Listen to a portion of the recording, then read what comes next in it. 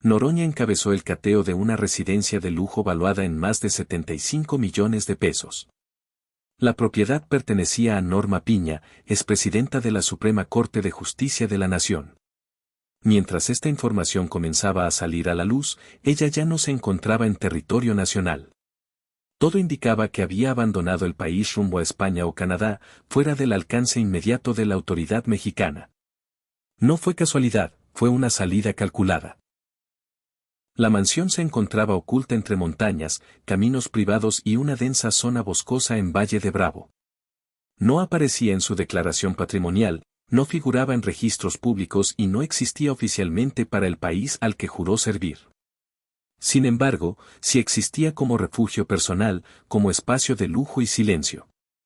El operativo se ejecutó con precisión quirúrgica, sin cámaras, sin filtraciones, con coordinación total entre inteligencia financiera, fiscal y operativa.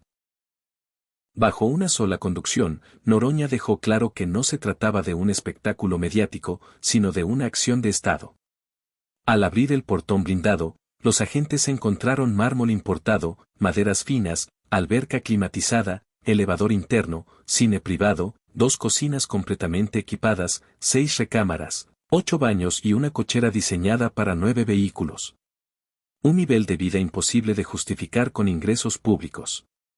La pregunta fue inmediata. ¿Cómo se sostiene un patrimonio así con un salario institucional? La respuesta comenzó con una denuncia anónima entregada directamente al equipo de Noroña. Dentro del sobre había contratos, transferencias bancarias, facturación inflada y el nombre de un despacho que aparentaba legalidad absoluta, Piedra Blanca Abogados y Asociados. Un despacho sin oficinas visibles, sin personal real, pero con ingresos anuales superiores a los 369 millones de pesos. Su cliente principal, la Suprema Corte. Su socia minoritaria, Norma Piña, con apenas el 1% de participación formal. Sin embargo, la mitad de las utilidades terminaban en una cuenta personal ligada a su esposo, un personaje invisible para la vida pública. Ese detalle lo cambió todo. Ya no era una controversia política, era una investigación penal en toda regla. Noroña fue contundente, cada inmueble recuperado representa una victoria del Estado sobre el abuso de poder. Esto no era solo una casa. Era la prueba de cómo el Poder Judicial se escondió detrás de una toga, y de por qué, al verse acorralada, ella decidió huir. A simple vista, la propiedad parecía una casa de descanso. Tejas rojizas, acabados rústicos y árboles centenarios cubriendo cada flanco. Pero nada era normal. El sistema de seguridad incluía cámaras ocultas, sensores térmicos y puertas capaces de resistir explosivos. ¿Por qué una ministra necesitaba ese nivel de blindaje? La alerta surgió cuando el equipo de inteligencia financiera detectó contratos de asesoría jurídica con sobrecostos absurdos, fotocopias cobradas como consultorías, litigios inexistentes, amparos fantasma y facturación duplicada. Todos los pagos salían de una sola fuente, la Suprema Corte. Al cruzar información, el nombre de Piedra Blanca apareció una y otra vez. Aunque Piña figuraba solo como socia menor, el 50% de las ganancias se desviaba hacia su esposo, presunto líder sindical ligado a grandes consorcios empresariales. En ese momento, la hipótesis cambió, no era conflicto de interés, era un mecanismo estructurado para desviar recursos públicos y ocultar patrimonio. En documentos oficiales, Piña solo declaraba ingresos modestos, un automóvil común y algunas tarjetas de crédito. Pero dentro de la mansión había arte original, muebles europeos y ropa de diseñador sin estrenar. En una habitación cerrada con llave, los agentes encontraron un archivo blindado que contenía documentos clave. No hubo conferencia, no hubo explicación pública. Norma Piña simplemente desapareció. No estaba en su oficina, ni en su domicilio, ni en ningún punto bajo jurisdicción mexicana. Las versiones apuntaban a Europa o Norteamérica, países donde los procesos de extradición son lentos y complejos. La pregunta fue inevitable, ¿por qué huir si no hay nada que ocultar? En los pasillos del Poder Judicial, el silencio fue absoluto. Una expresidenta de la Corte no desaparece por críticas en redes. Se va cuando sabe que los documentos hablan. Según fuentes de inteligencia, la fuga fue planeada con antelación. Cuentas vaciadas, itinerarios modificados y contactos activados en el extranjero.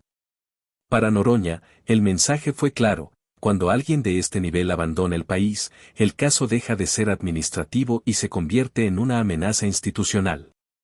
La investigación avanzó.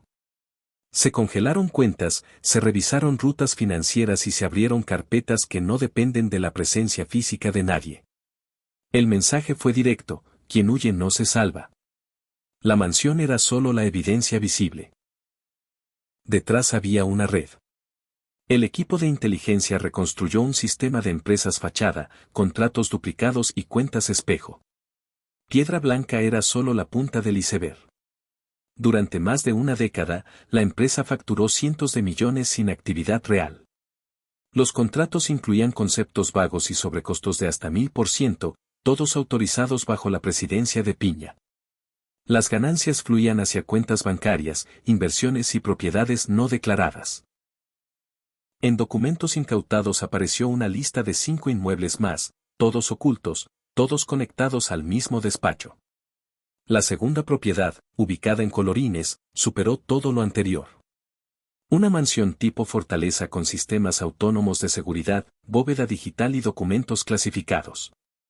Dentro había expedientes judiciales, listas de jueces, nombres de empresarios y políticos marcados en rojo. En la primera hoja se leía: Estrategia de neutralización a IFA, Tren Maya, firmada con las iniciales de Norma Lucía Piña Hernández. Eso lo cambió todo. Ya no era solo corrupción financiera, era manipulación institucional. Desde dentro de la corte se habrían frenado proyectos estratégicos del país. Cuando Noroña leyó el documento, ordenó asegurar cada hoja. A partir de ese momento, el caso pasó a ser de seguridad nacional. Se activaron alertas migratorias, órdenes de aseguramiento y coordinación internacional. La instrucción fue clara: desmantelar toda la estructura, juez por juez, contrato por contrato. Mientras algunos funcionarios comenzaban a deslindarse, otros guardaban silencio. El mensaje ya se había entendido. En redes sociales, el nombre de Norma Piña se volvió tendencia nacional. Las imágenes del interior de la mansión provocaron indignación generalizada. No era solo corrupción, era traición. Universidades exigieron respuestas. Colectivos de víctimas alzaron la voz. Dentro de la corte, el pánico se apoderó del sistema. Auditorías internas, cuentas movidas y rastros borrados. Pero ya era tarde. Intentaron frenar la investigación con presiones políticas y campañas mediáticas. No funcionó. El daño ya estaba hecho. Desde Palacio Nacional se confirmó: la investigación iría hasta el fondo. Y Noroña fue claro ante las cámaras. La justicia no es un privilegio ni una herramienta para robar. El Estado responde con toda su fuerza y no vamos a retroceder. No era una guerra contra el crimen común. Era una confrontación directa contra la corrupción desde el estrado. Las togas ya no volverán a caminar con impunidad. Lo ocurrido en Valle de Bravo no fue un cateo. Fue el inicio del colapso de una era. Y la pregunta final queda abierta: ¿cuántas casas más como esta siguen ocultas mientras millones de mexicanos siguen esperando justicia?